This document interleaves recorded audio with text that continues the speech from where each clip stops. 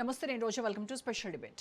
అమెరికాలో ట్రంప్ వేట కంటిన్యూ అవుతోంది. గ్రీన్ కార్డ్ హోల్డర్స్కు అగ్రరాజ్య అధినేత రెడ్ సిగ్నల్ వేస్తున్నారు.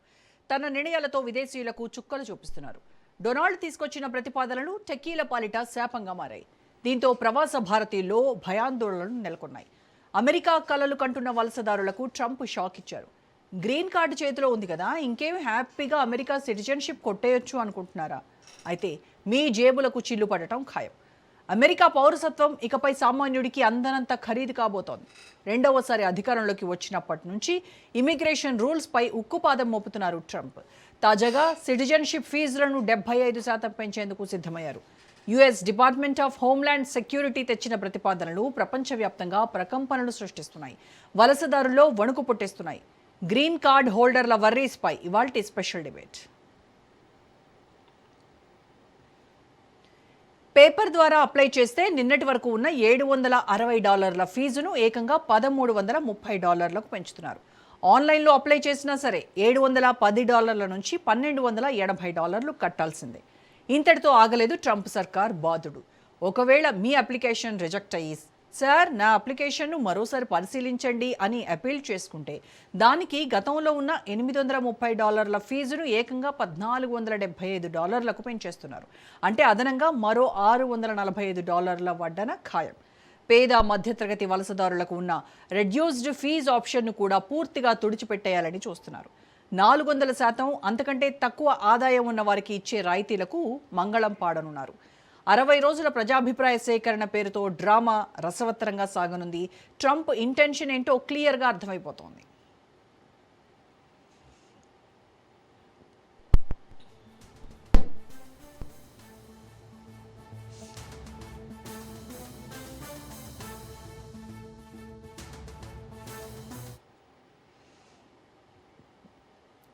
లీగల్గా సక్రమ మార్గంలో వచ్చి ట్యాక్సులు కడుతూ అమెరికా అభివృద్ధిలో భాగస్వాములవుతున్న వలసదారులపై కక్ష సాధింపు ఎందుకు?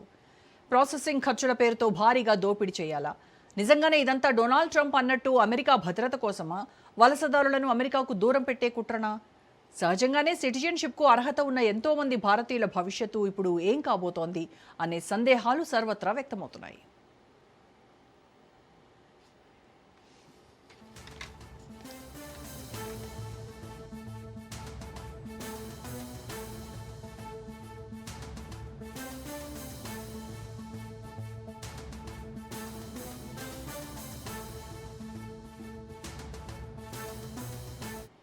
అమెరికా అధ్యక్షుడు డొనాల్డ్ ట్రంప్ అధికారం చేపట్టినప్పటి నుంచి ఇమ్మిగ్రేషన్ రూల్స్ను కఠినతరం చేస్తూనే ఉన్నారు.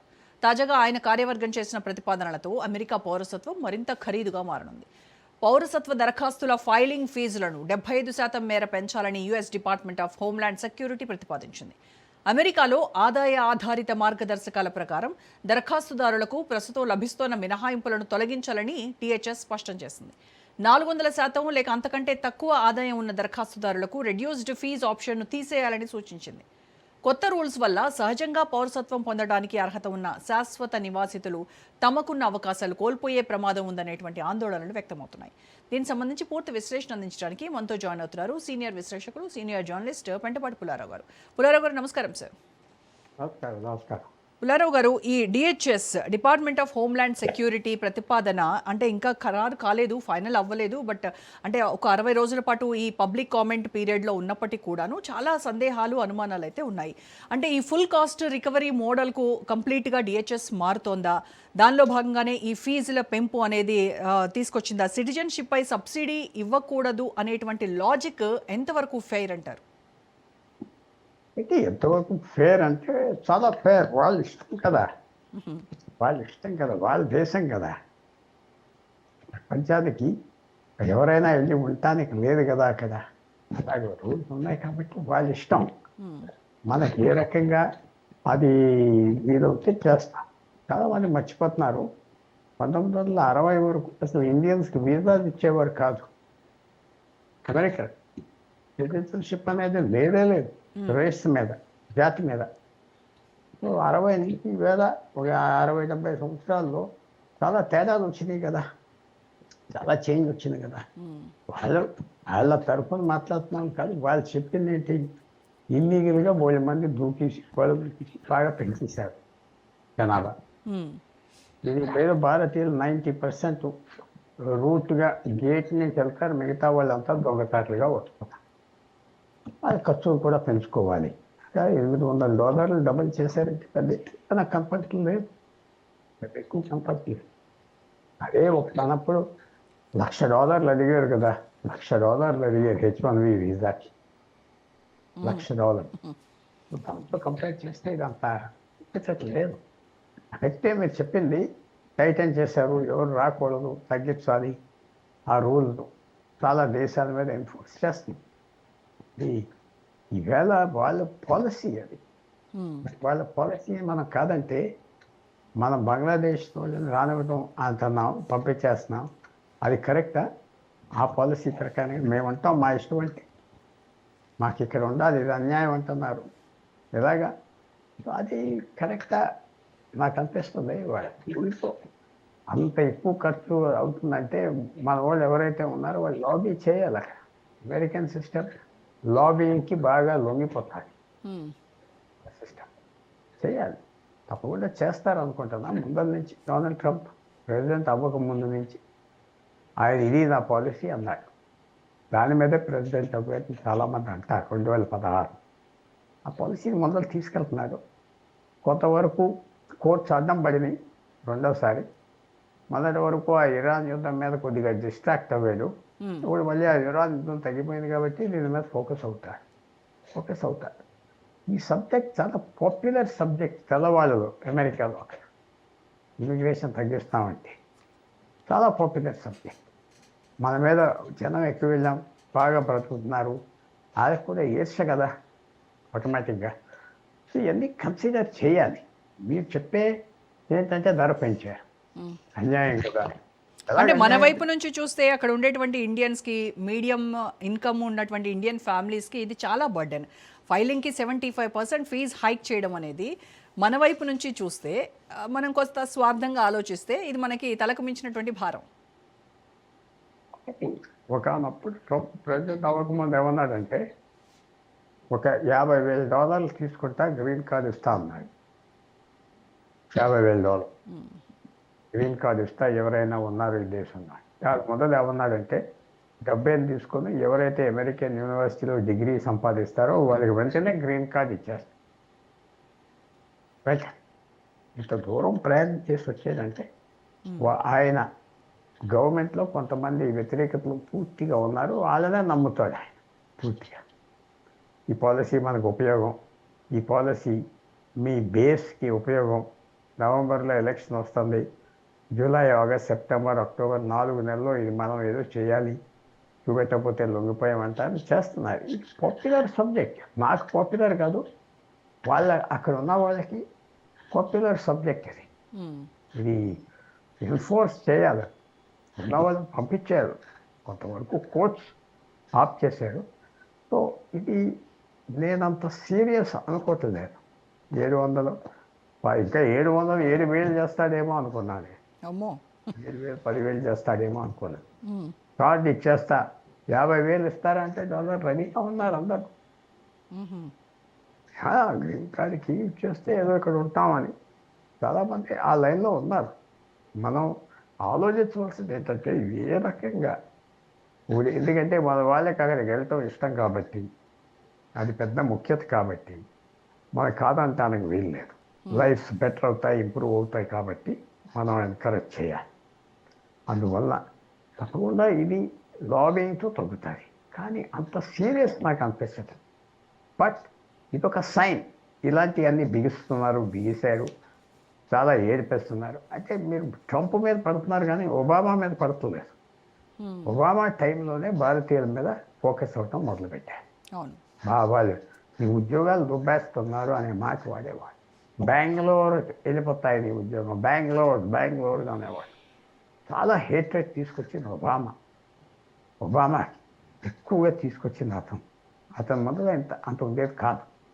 ఇవన్నీ మనం తిరిగి చూస్తే బాగా స్మూత్గా మాట్లాడేవాడు. ఎక్కువ డ్యామేజ్ చేసింది భారతీయులకి అన్ని విధాలుగా ఒబామా. ఫారెన్ రిలేషన్స్లో కూడా డ్యామేజ్ చేశాడు, ఇమిగ్రేషన్లో డ్యామేజ్ చేశాడు, మన మీద అటెన్షన్ తీసుకొచ్చాడు ఒబామా. వీళ్ళు ఇలా పాకిస్తారు అన్ని చోట్లకి, కష్టపడి చదువుతారు. అందువల్ల అది తీసుకొచ్చారు. తర్వాత H1B వీసాలకి ఏం చేశారంటే కోటా పెట్టారు. ప్రతి దేశానికి ఇవ్వాలి ఆ పాపులేషన్. భారతదేశం నుంచి 5,00,000 అప్లికేషన్లు ఉంటాయి, 1,00,000 వీసాలకి. ఉజ్బెకిస్తాన్కి 2,000 వీసాలకి 2,000 మంది అప్లై చేస్తారు. అందరికి వచ్చేస్తారు అక్కడ. సో వాళ్ళందరూ తీసుకొచ్చింది పెట్టింది ఒబామా. చాలా అతను పర్వర్స్ ఇండివిజువల్, బాగా ఎక్కువ తెలివితేటలు ఉన్న ఇండివిజువల్. అతను చాలా ఒక ఎజెండాతో పనిచేశాడు ఒబామా. దాని మీద పోయి ట్రంప్ వాళ్ళు బిల్డప్ చేస్తూ వచ్చారు. ట్రంప్ వాళ్ళ వ్యూ ఏంటంటే కొన్ని ఇలా ఇమిగ్రెంట్స్ అనేవాళ్ళు ఎక్కువ మంది వాళ్ళు రిపబ్లికన్ పార్టీకి వ్యతిరేక ఓటేస్తారు, అమెరికా మీద ఏం భక్తి లేదు, పలస చేసేస్తున్నారు. ఉన్నాయి, చాలా ఉన్నాయి. ఇప్పుడు ఎక్కడ తిరిగి చదివినా మీరు ఇంగ్లాండ్ గురించి ఇప్పుడు ఆలోచించట్లేదు. లండన్ మేయర్ ఎవరు? Pakistan. London England home minister ఎవరు? పాకిస్తాన్. ఇక్కడ స్కాట్లాండ్లో మొన్నటి వరకు ప్రైమ్ మినిస్టర్ పాకిస్తాన్. ఎంపీలు ఎంతమంది ఉన్నారు? ఏమిటి వాళ్ళ చేతిలో నుంచి జారిపోయింది. ఇంగ్లాండ్ జారిపోయింది, జర్మనీలో జారిపోయింది. టర్కిష్, ఈ middle eastern people, Pakistan is domination. జారిపోయింది, చేయలేదు. ఈరోజు తగ్గించగలుగుతుంది, తగ్గట్లేదు. సో ఆ స్టేజ్ రాకూడదు అని అమెరికా వాళ్ళకి ఆలోచన ఉన్నది. కానీ ట్రంప్ 2వ టర్మ్లో సౌదీ అరేబియా, ఖతార్, ఆయన పాకిస్తాన్ మేనేజ్ చేశారు కాబట్టి ఆ పాపులేషన్స్ మీద ఫోకస్ తగ్గిపోయింది. జనరల్గా ఎవరి మీద పడుతున్నాడంటే మన మీద పడుతుంది. ఎందుకంటే మన మీద ఎక్కువ మనకు వస్తాయి వీసాలు, మన మీద H1B వీసాలు, గ్రీన్ కార్డు మనమే దొరికాం ఎక్కువ. ఎర్లియర్ అడ్మినిస్ట్రేషన్లో ఆయన ఫోకస్ చేశాడు, ఇంకో రకంగా ఫోకస్ చేశాడు. భారతీయులు వదిలేశాడు మన మీద. అప్పుడు ఏదో మంచివాడు అనుకోండి. ఇప్పుడు మన మీద పడుతున్నాడు, ఎందుకంటే ఇమిగ్రేషన్ అన్ని రకాలుగా అందరి మీద పడుతున్నాడు, ఎక్కున్నాడు కాబట్టి మన మీద. ఇది తప్పకుండా ఫ్యూచర్లో మారుతుందా అంటే చాలా వరకు మారవచ్చు. కానీ రాబోయే 3 సంవత్సరాల్లో ఎలాంటి చేంజెస్ తీసుకొస్తాడో చూడాలి. సో ఇప్పుడు ఉన్నటువంటి ఎలక్షన్స్ మూలంగా కూడా ఇదేమన్నా ఒక డైవర్షన్ స్ట్రాటజీనా? అక్కడ వాళ్ళని అట్రాక్ట్ చేసేందుకు తన అమెరికా ఫస్ట్ పాలసీని తీసుకున్నాడు అని మరొకసారి చెప్పడానికి కోసం ఈ రకంగా చేస్తున్నాడు. తప్పకుండా చేస్తున్నాడు. ఆయన అతి ముఖ్యం ఈ సబ్జెక్ట్ని ఇచ్చాడు. ఆయన గవర్నమెంట్లో చీఫ్ ఆఫ్ స్టాఫ్ అంటే ప్రధానమంత్రి. నెంబర్ 2 జాన్ మిల్లర్ అని ఉన్నాడు. ఇదే పాలసీ దీని మీదే. ఆశ్చర్యం ఏంటంటే ఆయన జూయిష్ మ్యాన్ ఆయన ఎక్కువగా భారతీయుల మీద ఫోకస్ అవుతాడు. ఎందుకంటే ఒక రకమైన కార్పొరేట్ జెలసీ. ఇంత పైకి వచ్చారా? ఎర్లియర్ జూస్ డామినేట్ చేసేవారు, వాళ్ళ ప్లేస్ భారతీయులు తీసుకున్నారు. చైనీస్ కనపడదు. చైనీస్ ఎక్కువ పొజిషన్లో ఉండినా వాళ్ళు అక్కడ కల్చర్గా బయటికి రారు, కనపడరు చైనీస్. భారతీయులు ఏంటంటే అన్నిటికీ ముందు వెళ్తారు, వాళ్ళు పెద్ద సంబరాలు పెడతారు, ఇక్కడి నుంచి అక్కడికి వెళ్ళి అల్లరి చేస్తారు, లేదు పెద్ద మీటింగ్లు పెడతారు, ఆ దేశాల జనం తీసుకొచ్చి పెద్ద పెద్ద చూస్తారు కదా ఊరేగింపులు వీరేంపులు చేస్తారు. చైనీస్ అయిన చైనీస్ వస్తా కనపడరు వాళ్ళు. చైనీస్ మీద అంత ఫోకస్ లేదు. మీరు ఇంకా చెప్పాలంటే ఒక 150 సంవత్సరాల క్రితం చైనా మీద పడ్డారు, చైనీస్ ఎక్కువ వచ్చేసారు. అమెరికాలో రైల్ రోడ్స్ కట్టినంతా చైనీస్. రైల్ రోడ్ వాళ్ళు 1850-30 అప్పుడు స్టార్ట్ చేశారు అమెరికాలో. ట్రైన్ టు రైల్ వాళ్ళే కట్టారు మొత్తం. అక్కడి నుంచి తీసుకొచ్చిన లేబర్ అక్కడే సెటిల్ అయ్యారు. వాళ్ళు చాలా హీనంగా చూశారు. జాపనీస్ కూడా హీనంగా చూశారు. మొదటి ప్రపంచ యుద్ధంలో, 2వ ప్రపంచ యుద్ధంలో ఎక్కువగా జాపనీస్ ఎప్పుడైతే అటాక్ చేశారో జపాన్ అమెరికాని, ఎక్కడైతే జాపనీస్ ఉన్నారో అమెరికాలో వాళ్ళందరినీ రౌండప్ చేసి క్యాప్లో పెట్టారు. 5 సంవత్సరాలు జైల్లో పెట్టారు, లక్షల మంది. అదే కొత్త కాదు అమెరికన్స్ చేసే పని. సాఫ్ట్గా వాళ్ళకు ఉన్న soft power, movies, music, commercial goods, consumer గుడ్స్తో మనకు ఒక మంచి అభిప్రాయం ఏర్పడింది యూనివర్సిటీస్లో. దాని మీద మంచి ప్లేసెస్ కాబట్టి కొత్త పాలసీ కాదు, చాలా తీవ్రంగా ఉన్నది. మన వాళ్ళ ప్రవర్తన కూడా బాగోలేదు కదా, మనకు కనపడుతున్నాం. ఇది మన మీదే ఫోకస్ ఎక్కువగా, భారతీయుల మీద ఎక్కువ ఫోకస్. గ్రీన్ కార్డు అన్ని సిస్టమేటిక్గా చేస్తామని. ఇది మనం కూడా ఒక ఏమంటారు, ఒక దిష్టిబొమ్మలా కనపడతాం చేసే వ్యవహారాలన్నీ. కొంచెం సైలెంట్గా ఉండటం మనకు రాదు. మన గవర్నమెంట్స్ అయ్యేవన్నీ ప్రిపేర్ చేయట్లేదు, మన సమాజం కూడా ప్రిపేర్ చేయట్లేదు. ఏదో సంపాదించాం సాధించామని గొప్ప చెప్పుకోవడానికే ఉన్నాం. అది ఇలాంటి రివర్సల్స్ వస్తాయి. సో ఇవన్నీ తగ్గించాలంటే మన ప్రవర్తన కూడా మారాలి. మనం అంత అల్లరిగా కనపడేసి చేయటం మంచిది కాదు. Yes sir. రైట్. పుల్లారావు గారు, రెడ్యూస్డ్ ఫీజ్ ఆప్షన్ను తొలగించడం అన్నది ఆర్థికంగా వెనుకబడినటువంటి ఫ్యామిలీస్ ఎవరైతే ఉన్నారో వాళ్ళకి పౌరసత్వం పొందడంలో వాళ్ళు ఎదుర్కోబోతున్నటువంటి మేజర్ ఛాలెంజెస్ ఏంటంటారు? ఒకటి, ఇప్పుడు భారతీయులకి ఇంత నొప్పి పెడుతుందా మిగతా కమ్యూనిటీస్గా బిలో ద పావర్టీ లైన్ పేదవాళ్ళకి? సిచ్యువేషన్ మారిపోయింది కదా. ఒకనప్పుడు అమెరికా వీసా ఛార్జెస్ ఉండేవి కాదు. అమెరికా ప్రాస్పెరిటీ టైం 1990 వరకు చాలా ప్రాస్పరస్గా ఉండేది అమెరికా. చాలా ప్రాస్పరస్, చాలా లిబరల్ సర్వీసెస్ ఉంటాయి.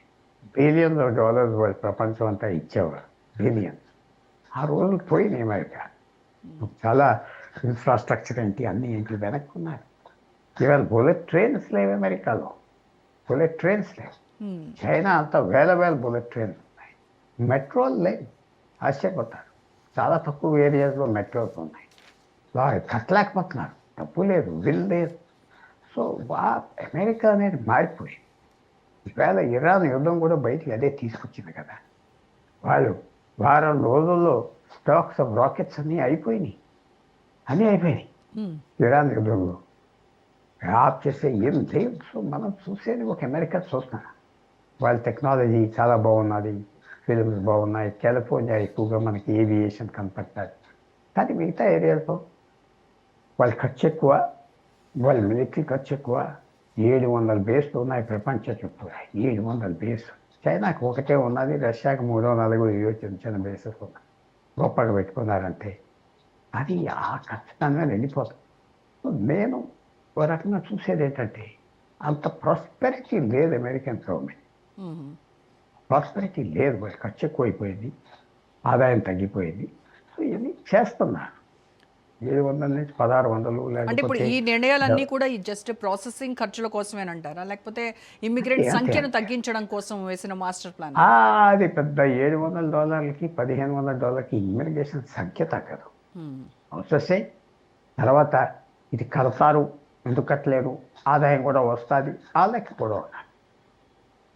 రెండు ఉన్నాయి. తగ్గించడానికి కాదు, వాళ్ళ ఆదాయం కూడా పెరుగుతుంది, ఖర్చు కూడా ఎదుర్కొంటుంది. వాళ్ళకి ఆ రెండు ఉన్నాయి. వాళ్ళు క్లియర్గా మనం ఎంతకు అమ్మొచ్చు గ్రీన్ కార్డ్ అని చాలా జరిగింది. ఆ విషయం ఎంతకు అమ్మొచ్చు. నేను అనుకున్నా $5,000 పెడతాడు అనుకుంటే 50,000 పెడతారు అని. మళ్ళీ కొంతవరకు తగ్గిపోయింది. కానీ తప్పకుండా మీరు చూడబోయేది గ్రీన్ కార్డ్ మీద రాబోయే రోజుల్లో వచ్చే వాళ్ళకి బాగా పెంచుతారు ఖర్చు. బాగా చాలా చేంజెస్ తీసుకొచ్చేది ట్రంప్. చాలా నిద్ర లేపాడు అందరికీ, పర్టిక్యులర్గా భారతీయులకి ఇది ఒక షాక్. భారతీయులు, పాకిస్తానీస్ కూడా దీంట్లో చాలా అడ్వాన్స్గా ఉన్నారు మనకంటే. సౌత్ ఏషియా, పాకిస్తానీస్, శ్రీలంక, అలాగే మిడిల్ ఈస్ట్ పీపుల్ కూడా లాయర్లు పెట్టుకోవటం, లంచాలు ఇవ్వటం, ఖర్చులు చేయటం, పాసులు పెట్టుకోవటం, అక్కడ ఉన్న ఎంపీలు కోటా ఉంటుంది, వాళ్ళతో ఫోన్ చేయించుకోవటం పెద్ద నెట్వర్క్ ఉన్నారు. ఇది ఈ ప్రాంతం వాళ్ళు అందరూ నేర్చుకున్నారు, గేమ్ చేస్తున్నారు సిస్టమ్, గేమ్. అందువల్ల మనకి ఇది ఒక రకంగా చెప్తే ఇది మార్కెట్ రేట్ కాదు. ట్రంప్ చాలాసార్లు మార్కెట్ రేట్ అన్నాడు. మన ఏదో $5 మిలియన్ వీసా అమ్మేది కదా, గ్రీన్ కార్డ్ అమ్మేది కదా, అది $1 ట్రిలియన్ పోగు చేస్తాం అనుకున్నాడు, అంత చేయలేదు. ఆ స్కీమ్ అందరు మర్చిపోయారు, ఫెయిల్ అయిపోయింది. $5 మిలియన్ పెట్టేది కాబట్టి. అదే $1 మిలియన్ పెడితే చాలామంది భారతీయులు కొనుక్కోండి, చాలామంది డబ్బు ఉన్న వాళ్ళు అక్కడికి వెళ్ళిపోదాం, డబ్బు దాచుకుందాం అని ఏదో ఆశలు ఉంటాయి. అందువల్ల పూర్తిగా మార్కెట్ రేట్ పెట్టలేదు, పూర్తిగా రేట్ పెట్టి అప్లికేషన్స్ తగ్గించడానికి ఆ రేట్ కాదు. అదే చెప్తాను, lower fees encourage ineligible applicants అనేది డిహెచ్ఎస్ ఇస్తున్నటువంటి జస్టిఫికేషన్. అదే ఇన్ఎలిజిబుల్ అంటే సరదాగా పెట్టిన వాళ్ళకి అది ఖర్చు, ఈ ప్రాసెసింగ్ చాలా ఖర్చు ఉంటుంది అక్కడ, చాలా బ్యూరోక్రసీ, చాలా రెడ్ టేప్, చాలా. సో అది కూడా ఒక పాయింట్గా నేను సింపథెటిక్గా కన్సిడర్ చేస్తాను. ఇన్ఎలిజిబుల్గా అంటే మీరు చెప్పిన దాని ప్రకారం ఏం తీసుకోకూడదంటే ఇది మార్కెట్ రేట్ లేకపోతే వాళ్ళకి డిపార్ట్మెంట్కి బడ్జెట్ ఉంది. డిపార్ట్మెంట్ ఆఫ్ హోమ్ల్యాండ్ సెక్యూరిటీ ఏదైతే బోర్డర్ కలుపుతున్నారు, ఏదైతే ఇమిగ్రేషన్ సర్వీస్ ఉన్నది, ఏ మినిస్ట్రీ అయితే ఇప్పుడు వేల మందిని రిక్రూట్ చేస్తున్నారు, రోజుకి వేల మందిని పట్టుకుంటున్నారు, వీసా లేని వాళ్ళని తిరిగి పంపిస్తున్నారు. సెల్ఫ్ డిపోర్టేషన్ స్కీమ్ ఉన్నది. ఎవరైనా వచ్చి మేము వెళ్ళిపోతున్నామని అప్లై చేస్తే $7,500 ఇస్తున్నారు మనిషికి. సో మన వాళ్ళ పాలసీ అలా ఉంది. ఆ పాలసీ ఇది మీరు అన్నట్టుగా ఇన్ఎలిజిబుల్ పీపుల్ కాదు, అన్సీరియస్ పీపుల్ అప్లై చేయకుండా ఉంటారు వాళ్ళకి ఎక్కువ. అది అనుకుంటున్నా. దీని మీద నేను పూర్తిగా ఒక కండెమినేటరీ టోను అన్చారిటబుల్గా నేను తీసుకోవట్లేదు. ఇది వెయిట్ అండ్ వాచ్. ఇదే పెద్ద మన వీసాల మీద ఫస్ట్ టైం ఫారెన్ మినిస్టర్ కూడా మాట్లాడాడు అమెరికన్ దాంతో తగ్గించారు కదా, ఆ $100,000 ఒకటి తగ్గించారు, ఇంకోటి కూడా ఏదో తగ్గించారు కదా ఫారెన్ మినిస్టర్. రాబోయే రోజులు ట్రేడ్ అగ్రిమెంట్ అవ్వాక ఇది కూడా ఇన్సిస్ట్ చేస్తా, ట్రేడ్ సర్వీసెస్ కూడా పార్ట్ ఆఫ్ ట్రేడ్. మీరు ఎగుమతి దిగుమతి వస్తువులే అంటున్నారు, సర్వీసెస్ కూడా పార్ట్ ఆఫ్ ట్రేడ్. ఇది కూడా ఎక్స్పోర్ట్, ఇది మా ఎక్స్పోర్ట్. మీరు మా ఎక్స్పోర్ట్ని ఆప్ చేయకూడదు, మా లేబర్ని మ్యాన్ పవర్ని ఎక్స్పోర్ట్ని ఆప్ చేయకూడదు అని అది కూడా తీసుకొచ్చారు. అది మన గవర్నమెంట్ చాలా కేర్ఫుల్గా తీసుకొచ్చారు. ఎందుకంటే ట్రంప్కి ఇదేదో మనం భయపడిపోతున్నాం, ఇది అడిగితే మాత్రం మన పీక్ పుసుకోం. ఇది అడగలేదు, సాఫ్ట్గా చేస్తున్నారు, తెలివితేటలుగా చేస్తున్నారు. ఇది మన సాఫ్ట్ పాయింట్ అని చెప్పకుండా చేస్తున్నారు మన ప్రభుత్వం కొంతవరకు. సార్, డిహెచ్ఎస్ ఇదివరకు ఏంటంటే సిటిజన్షిప్స్ని ఎంకరేజ్ చేసేది, బట్ ఇప్పుడు చూస్తే అది ఒక కమోడిటీగా మానిటైజ్ చేస్తుందా అనిపిస్తోంది. అంటే అమెరికన్ డ్రీమ్ అనేది ఇప్పుడు ఒక ప్రైస్ ట్యాగ్తో వస్తుందేమో. అసలు అమెరికన్ డ్రీమ్ లేదని అనుకుంటున్నారు చాలామంది. పోయింది, తగ్గిపోయింది. ఆ డేస్ 40 years ఉండే అమెరికా ఇవాళ ఇది అమెరికా కాదు. 40 సంవత్సరాల క్రితం ఒక కుటుంబానికి ఒక మనిషి పనిచేస్తే ఆ ఇంట్లో అందరికీ కారు ఉండేది, సొంత ఇల్లు ఉండేది, ఫ్యామిలీ ఆఫ్ 4 బ్రతకగలరు. ఒక్క మనిషి పనిచేస్తే అది పెద్ద పని కూడా కాదు, లేబరర్గా పనిచేసినా సరిపడేది. మీరు చూడండి, మీకు లిటరేచర్లో చాలా కనపడి. ఇప్పుడు ఆ మనిషి 3 ఉద్యోగాలు చేయాలి, ఆయన భార్య కూడా పనిచేయాలి. ఆ స్టేటస్ ఉంటుంది, సొంత ఇల్లు ఉంటుంది. ఇవాళ సొంత ఇల్లు కూడా లేకుండా ఉన్నారు అమెరికన్స్. తెల్లవాళ్ళు ఆడవాళ్ళు ఎర్లియస్ట్ డెత్ చచ్చిపోయేది తెల్ల ఆడవాళ్ళు. మీకు తెలుసో తెలీదు, ఎక్కువ వాళ్ళే చచ్చిపోతున్నారు బర్డెన్ బేర్ చేయలేక. ఫ్యామిలీస్ బ్రేక్ డౌన్ అయిపోయి ఆ పిల్లల్ని పైకి తేలేక ఆ పిల్లలు వాళ్ళతో పడేసి వెళ్ళిపోవటం. 3 ఉద్యోగాలు చేస్తారు, లో పేయింగ్ జాబ్స్, లో పేయింగ్. సో చేంజ్ ఉంటుంది అమెరికా ఈవేళ. గోల్డెన్ అమెరికా 40 సంవత్సరాల క్రితం అయితే కాదు. ఇంకా పెద్ద ల్యాండ్, పెద్ద ప్రాస్పెక్ట్స్ ఉన్నాయి. మధ్యతరగతి వాళ్ళు వెళ్తే అక్కడ ఇంప్రూవ్ అవుతాయి. కానీ ఆ గోల్డెన్ స్టేట్ మాత్రం పోయిందని నేను అనుకుంటాను. Okay, thank you so much Pullarao garu. Thanks for your analysis. Right, ఇది ఇవాల్టి special debate. Stay tuned to Raj news.